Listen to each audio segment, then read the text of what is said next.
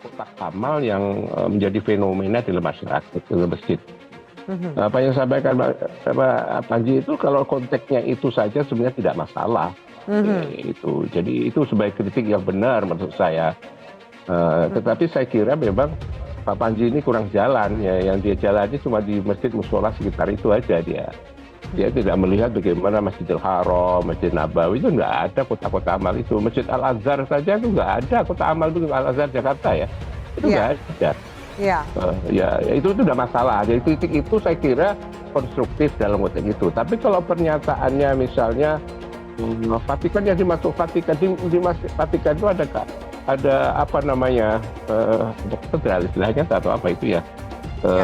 Tapi juga di Roma itu juga ada masjid. Di sekitar di Masjid Roma itu ada masjid yang dibangun oleh masyarakat Islam juga. Dan itu kapasitasnya juga besar itu. Dan itu saya kira donasinya dari satu masyarakat minoritas itu memang apa namanya semangatnya, spiritualitasnya memang tinggi. Kalau mungkin orang-orang tertentu menyebutnya militansi lah gitu. Ya, dalam penggalangan dana untuk kemudian menjadi Al Zaitun itu otomatis harus menjadi anggota NII dulu. Nah, saya ya karena kalau Al Zaitun dari mana dia bisa memutar roda organisasi pendidikan begitu besar tanpa adanya pemasukan dari luar? Dari mana uangnya? Bukan dari Saudi, bukan dari luar negeri, dari dalam negeri. Dari orang-orang NII itu yang menyetorkan setiap bulan miliaran. Kita punya basis, kita punya program yang harus dijalankan. Kita punya Ummul Qura, ibu kota ini Indramayu, punya program pendidikan, kesehatan, militer dan sebagainya. Ini harus dibiayai. Kejar setoran Panji Gumilang perintahkan anak buah nyolong kotak amal dan pengeras suara di masjid-masjid di Jakarta Al-Lama. Dikutip dari Populis Jakarta, satu persatu ex anak buah Panji Gumilang mulai berani buka suara menceritakan kebobrokan pimpinan pondok pesantren Al Zaitun tersebut. Ex anak buah Panji Gumilang itu mulai berani bersuara setelah bersangkutan tersandung kasus penistaan agama. Kekinian Panji sudah menjadi tersangka dari kasus tersebut, salah satu yang ikut membongkar. Jejak Panji Gumilang adalah Heru Kismanto. Pria paruh baya itu sempat bertahun-tahun bekerja untuk Panji Gumilang. Salah satu pengakuan mengejutkan adalah soal perintah mencuri atau merampas harta benda milik orang lain yang tak sepaham dengan mereka. Aksi kriminal itu dianggap halal oleh mereka.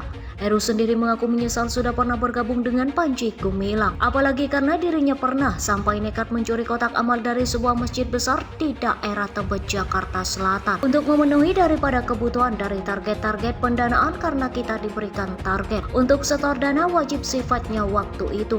Kita dulu pernah bersama kawan-kawan itu mencuri kotak amal masjid di Tebet. Kemudian ampli yang buat azan kita ambil, waktu itu saya Masjid Raya Al-Ittihad.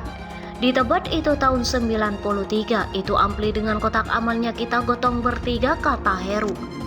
Dalam sebuah wawancara dilansir Rabu 2 Agustus 2023, Heru mengakui Panji Gumilang adalah pimpinan Negara Islam Indonesia atau NII, Komandemen Wilayah atau NII KW 9. Mereka melakukan berbagai cara termasuk menghalalkan berbagai aksi kriminal dalam penggalangan dana untuk mendirikan NII. Setelah kita dimusyahadah menjadi anggota Negara Islam Indonesia itu, kemudian jemaah yang berada di luar Negara Islam Indonesia itu adalah kafir, halal artinya apa-apa yang dimiliki di luar dari jemaah NII itu dihalalkan untuk diambil, ucapnya. Kita sendiri yang melakukan sampai kita bohong dengan orang tua, kita mengambil hak orang lain tidak diserahkan oleh Panji Gumilang secara langsung, tetapi Panji Gumilang adalah imam Negara Islam Indonesia KW 9, sambungnya. Menurut jemaah akan dibagi dalam beberapa kelompok dan masing-masing mempunyai pimpinan, namun menurutnya Panji selalu mengeluarkan arahan setiap bulan untuk para jemaahnya yang bahkan disebut setara dengan keputusan presiden. Setiap 1 bulan sekali turun yang namanya koror.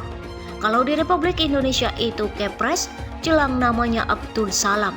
Dulu belum Panji Gumilang namanya, tapi ya Panji Abdul Salam. Panji Gumilang Abu Ma'arif, yaitu orang yang sama, ungkap Heru. Pimpinan Pondok Pesantren Al Zaitun Panji Gumilang berjalan saat akan menjalani pemeriksaan di Bareskrim Mabes Polri Jakarta Selasa 1 Agustus 2023. Dikutip dari republika.co.id Jakarta, salah satu pernyataan kontroversial yang pernah diucapkan pimpinan Ma'had Al Zaitun Panji Gumilang adalah tentang Nabi Adam alaihissalam yang diciptakan Allah Subhanahu wa Ta'ala dalam bentuk Allah. Pernyataan ini disampaikan Panji Gumilang sebagaimana dapat ditemukan pada media Al Zaitun Movie dengan tema Manusia dan Kemanusiaan Part 1. Ia mengatakan Nabi Adam memiliki kemampuan yang hampir seperti kemampuan Sang Pencipta. 7 ayat Al-Quran jelaskan penciptaan manusia. Dalam akidah Islam Ahlus Sunnah wal Jamaah disepakati bahwa Allah itu tidak sama dengan makhluknya dalam hal apapun, baik bentuk termasuk juga kemampuan. Allah berfirman, ini ayat-ayat Al-Quran yang tegaskan kafir tak mampu membuat Al-Quran atau mengubahnya. Allah pencipta langit dan bumi. Dia menjadikan bagi kamu pasangan-pasangan dari jenis kamu sendiri, dan dari jenis hewan ternak pasangan-pasangan juga dijadikannya kamu berkembang biak dengan jalan itu. Tidak ada sesuatu pun yang serupa dengan Dia, dan Dia yang maha mendengar, maha melihat. Al-Quran As-Surah ayat 11. Tidak ada makhluk yang dapat menyerupai atau menyamai Allah Subhanahu wa Ta'ala.